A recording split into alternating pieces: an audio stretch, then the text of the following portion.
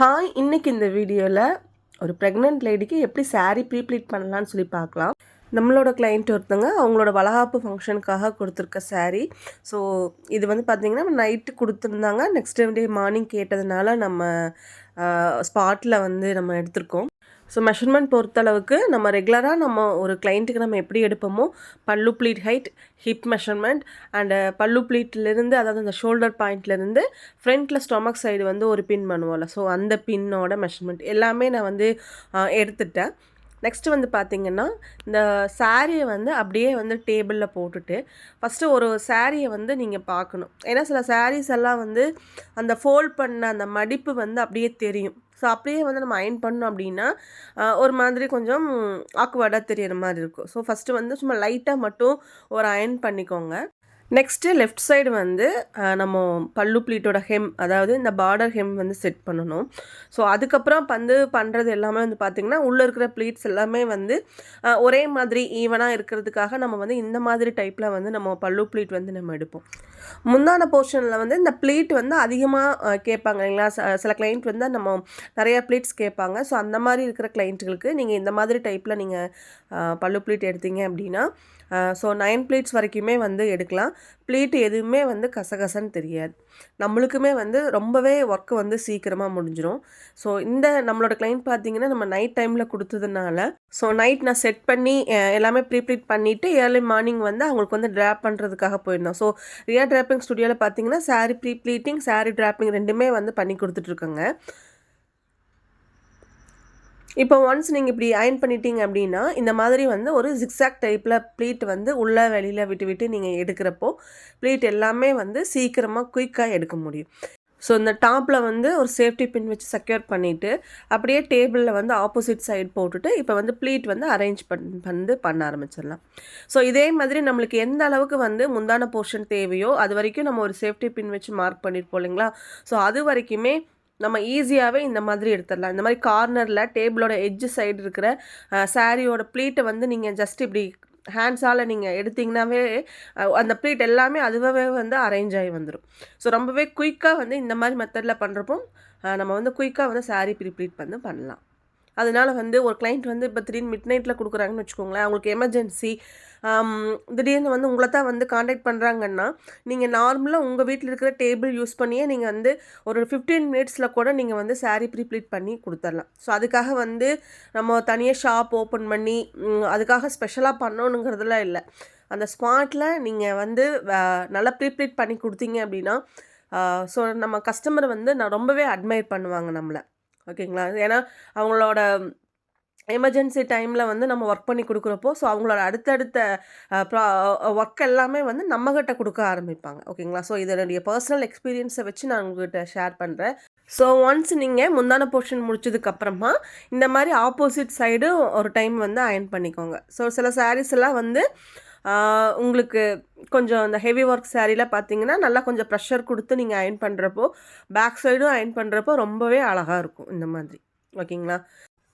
Next பார்த்தீங்கன்னா இந்த மாதிரி கொஞ்சம் ப்ரெக்னென்ட் உமனுக்கு வந்துட்டு நம்ம நார்மலாக எடுக்கிற ஸ்ப்ரெட்டிங்கை விடவே வந்து இந்த ஃப்ரண்ட் ப்ளீட் ஸ்ப்ரெட்டிங் பார்த்திங்கன்னா நார்மலாக எடுக்கிறத விடவே கொஞ்சம் எக்ஸ்ட்ராவாக வந்து எடுக்கணும். என்னன்னு கேட்டிங்கன்னா இப்போ அவங்களுக்கு வந்து வயிறு இருக்குல்ல, ஸோ அதையும் வந்து நம்ம கவர் பண்ணி கட்டுற மாதிரி இருக்கும்.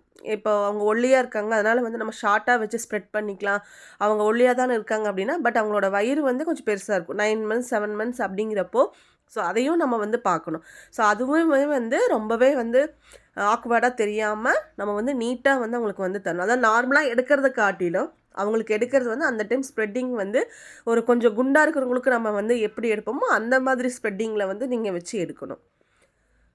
இது வந்து ஒரு 2 போர்ஷனாக நம்ம பண்ணுவோம் இல்லைங்களா. ஸோ அந்த மாதிரி வந்து நான் 2 போர்ஷனாக பண்ணி ஃபினிஷ் பண்ணிடுங்க. நீங்களும் இதே மாதிரி saree ப்ரீப்ளீட்டிங் பற்றி இன்னும் அதிகமாக தெரிஞ்சுக்கணும், கற்றுக்கணும் அப்படின்னு நினச்சிங்கன்னா நம்மளோட Riya draping studio online class and offline கிளாஸில் வந்து நீங்கள் வந்து ஜாயின் பண்ணிக்கலாம். ஸோ நம்ம வந்து இந்த போர்ஷன் முடிச்சதுக்கப்புறமா இப்போ வந்து நம்ம சென்டர் ப்ளீட் எடுக்க போகிறோம். ஸோ நெக்ஸ்ட் வந்து பார்த்தீங்கன்னா சென்டர் ப்ளீட் பொறுத்தளவுக்கு நார்மலாக ஒரு 3 இன்ச் இருக்கிற மாதிரி ஒவ்வொரு ப்ளீட் வந்து 3 இன்ச் இருக்கிற மாதிரி நீங்கள் எடுத்துக்கோங்க. ஸோ அப்படி எடுக்கிறப்போ ப்ளீட்டும் நிறைய ப்ளீட் வரும். ஸோ அவங்க ஆஃப்டர் வேரிங்க்கு அப்புறம் பார்த்தீங்கன்னா ரொம்ப அழகாக இருக்கும். ஸோ ஒன்ஸ் வந்து நீங்கள் ப்ளீட் எடுக்கிற மாதிரி இருந்துச்சு, ஃபஸ்ட் டைம் நீங்கள் எடுக்கிறப்போ ஒரு 5 ப்ளீட் 6 ப்ளீட் தான் வருது அப்படின்னா ப்ளீட்டை வந்து கம்மி பண்ணிக்கிங்க. கம்மி பண்ணிவிட்டு அதுக்கப்புறம் நீங்கள் ப்ளீட் எடுக்க ஆரம்பிங்க. இது அப்படியே வந்து ப்ளீட் வந்து கலையாமல் இருக்கிறதுக்கு ஒரு சேஃப்டி பின் வச்சு அப்படியே பின் பண்ணிடுங்க.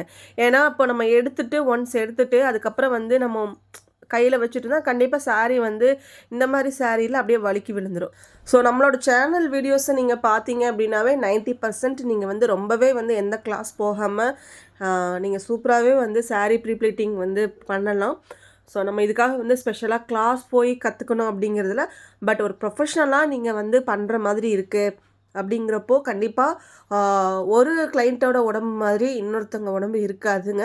ஸோ அதுக்காக கண்டிப்பாக சில டெக்னிக்ஸ் இருக்குது. ஸோ சாரீ ப்ரீப்ளீட்டிங்கில் நம்ம ஒவ்வொரு கஸ்டமருக்கு கிளைண்ட்டுக்கு தகுந்த மாதிரி நம்ம வந்து சாரீ ப்ரீப்ளீட் பண்ணணும். ஸோ அப்போ தான் வந்து கஸ்டமர் சாட்டிஸ்ஃபை என்றைக்குமே முக்கியம். ரெண்டாவது அவங்களுக்கு அது கம்ஃபர்டபுளாக சாரீ வேர் பண்ணுறப்போ ரொம்ப கம்ஃபர்டபுளாக இருக்கணும். ஸோ அதெல்லாம் வந்து தெரியணும் அப்படின்னா ஸோ சாரீ ப்ரீப்ளீட்டிங் டெக்னிக்ஸ் நம்ம வந்து தெரிஞ்சிருந்துருக்கணும். ஸோ அந்த மாதிரி டெக்னிக்ஸ் எப்படி வந்து சாரீ ப்ரீப்ளீட் பண்ணலாம், சாரீ ப்ரீப்ளீட்டிங் கூட சாரீ ட்ராப்பிங், அதாவது நம்ம ஒன்ஸ் ஒரு சாரீ ப்ரீப்ளீட் பண்ணுறோன்னா சாரீ ட்ராப்பிங்கும் நம்ம பண்ண தெரிஞ்சிருந்ததுன்னா ஸோ அடிஷ்னலாக அது ஒரு குவாலிஃபிகேஷன் மாதிரிங்க. ஸோ நம்ம 2 சம்பளமாக நம்ம வந்து அவங்ககிட்டருந்து நம்ம வாங்கிக்கலாம். ஓகேங்களா? ஸோ ஒன்ஸ் நீங்கள் சாரீ ப்ரீப்ளீட் பண்ணுறீங்கன்னா சாரியை கட்டவும் பழகிக்கோங்க. ஸோ இது மாதிரி கிளாஸஸ் வேணும், இன்னமே நீங்கள் சாரீ ப்ரீப்ளீட் வந்து நல்லாவே உங்களுக்கு ஆல்ரெடி நல்லா பண்ண தெரியும், பட் சின்ன சின்ன டவுட்ஸ் இருக்குது அப்படின்னா நம்மளோட ரியா டிராப்பிங் ஸ்டுடியோ ஆன்லைன் கிளாஸில் நீங்கள் வந்து தாராளமாக ஜாயின் பண்ணிக்கலாங்க. ஸோ 1-on-1 கிளாஸ் கூட பண்ணி தந்துட்டுருக்கோம் செப்பரேட் செஷன் மூலிமா. உங்களுக்கு அந்த மாதிரி ஸ்பெஷலாக உங்களுக்கு மட்டும் தனியாக கோச்சிங் பண்ணணும், ஸோ உங்களோட டவுட்ஸ் எல்லாமே கிளாரிஃபை பண்ணணும் அப்படின்னு நீங்கள் நினச்சிங்கன்னா Riya draping studio online class offline கிளாஸில் நீங்கள் வந்து ஜாயின் பண்ணிக்கலாங்க. ஸோ ரொம்பவே ஆஃபோர்டபுள் ப்ரைஸில் உங்களுக்கு கிளாஸஸ் வந்து ரொம்பவே வந்து ஃப்ரெண்ட்லி சர்வீஸோடு பண்ணி தந்துட்டுருக்கேன். ஸோ கண்டிப்பாக நீங்களும் வந்து உங்களோட பிஸ்னஸ் வீட்டில் தான் இருக்கோம், குழந்தைகளை வந்து ஸ்கூலுக்கு அனுப்பிச்சி விட்டுட்டோம், நம்ம அதுக்கப்புறம் என்ன பண்ணுறது, இல்லை இதுக்கு பண்ணுறக்கு ரொம்ப இன்வெஸ்ட்மெண்ட் பண்ணணுமோ அப்படின்னா நீங்கள் யோசிச்சுட்டு இருந்தீங்கன்னா கண்டிப்பாக இல்லைங்க. குறைந்த முதலீடுன்னு கூட சொல்ல முடியாது. பேசிக்காக நம்ம வீட்டில் இருக்கிற அயன் பாக்ஸ், நம்ம வீட்டில் இருக்கிற அயனிங் டேபிள் மட்டும் இருந்தால் போதும். ஸோ வேறு எந்தமே முதலீடே இல்லாமல் கூட நம்ம வந்து இந்த மாதிரி ஒரு சிம்பிளான, இதை விட சிம்பிளாக இருக்கிற ஒர்க்கு வந்து நம்மளுக்கு கிடைக்குமான்னு தெரியாது, பட் ஒரு சூப்பரான இந்த சர்வீஸை நீங்கள் வந்து தாராளமாக வந்து அவங்களுக்கு பண்ணி கொடுக்கலாம். ஸோ அதன் மூலிமா நீங்கள் வந்து மணி ஏர்ன் பண்ணலாம்.